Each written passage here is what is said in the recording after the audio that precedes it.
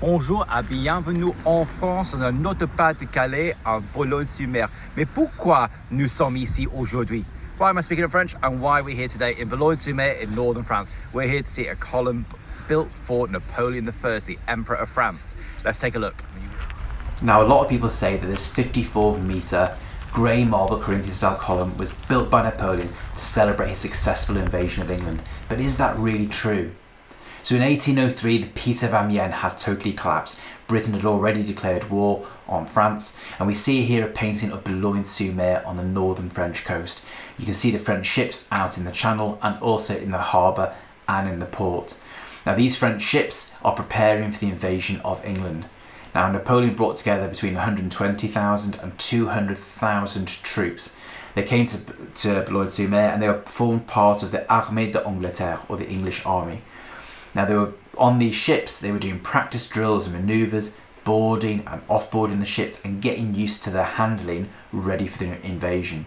Now, Napoleon had also spent an awful lot of money rebuilding the port and the harbour and preparing it to handle the transit of a mass volume of troops across the channel. Now, for us, the idea of building a column to celebrate an invasion that never happened speaks to us of Napoleon arrogance. But is that really what the column was built for? Are we reading things on the internet that just aren't true and they're trying to tell a different story? Now, before we dig in even further, let's take a closer look at the column. Okay, let's go and check out the column. Follow me. Right, where are we? Oh mon Dieu, c'est vrai?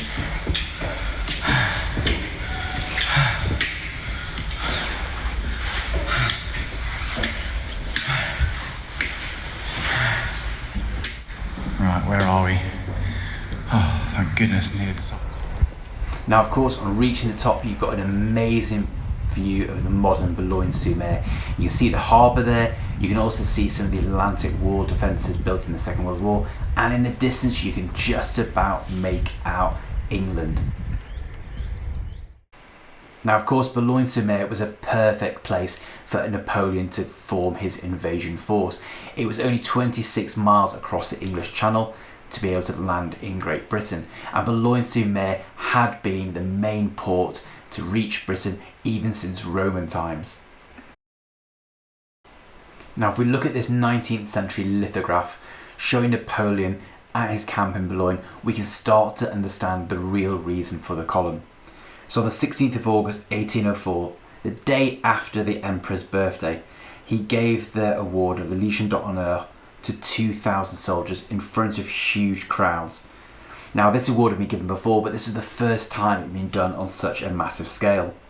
Now, Marshal Schultz, he was a marshal in Napoleon's army, and he asked the soldiers to sacrifice some of their pay to help build a column to remember this event. Now, a lot of soldiers had to lose half a day's pay in order to contribute, and officers had to lose a whole day's pay. Now, this gives us a bit of an idea of what the column was actually for.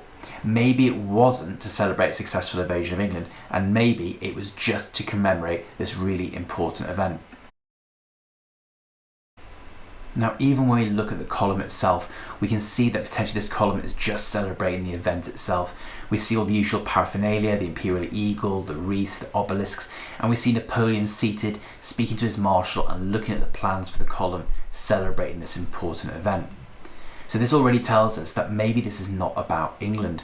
And when you look at the rest of the column and you zoom out even further, especially towards the bottom, you see images of crocodiles, sphinxes, obelisks, and this reminds people of Napoleon's imperial power and references his invasion of Egypt and Syria back in 1798.